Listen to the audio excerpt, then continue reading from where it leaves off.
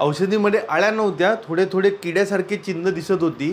त्या 2 कॅप्सूल काळ्या झालेल्या होत्या ओमिप्राझोलच्या.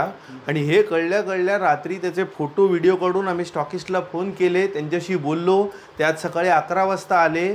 त्यांनी जी कंपनी होती प्राईड हेल्थकेअर कंपनी आमच्या स्टॉकिस्टची, त्यांनी त्या औषधाच्या ओमिकपेचा फुकाण, त्या ओम्पिक जी कॅप्सूल होती त्या कॅप्सूलच्या कंपनीच्या माणसांना फोन करून त्यांना व्हॉट्सअप करून त्यांच्याकडे कंप्लेंट नोंदवली. आम्ही देखील त्यांच्याकडे व्हॉट्सअप करून त्यांना कंप्लेंट नोंदवण्याचं काम करणार आहोत. सायलीला देखील तो नंबर दिला आहे.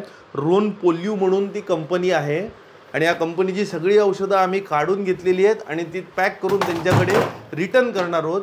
ते त्याच्यावर इन्व्हेस्टिगेशन करून लॅबमध्ये पाठवणार आहेत आणि कंपनीला आम्ही हे कळवल्यावर जर ॲक्शन घेतली गेली नाही तर कंझ्युमर कोर्टात झाल्याशिवाय पर्याय उरणार नाही. आणि सगळ्या नागरिकांना माझी विनंती आहे की कुठलीही गोळी पाकिट फोडलेलं असताना ते चेक करून घ्या. काळं असेल, जरा वेगळ्या रंगाचं असेल तर डॉक्टरना, केमिस्टला त्वरित दाखवा. डोळे मिटून कुठलीही गोळी घेऊ नका, किती एक्सपायरी डेट चांगली असेल तर. धन्यवाद.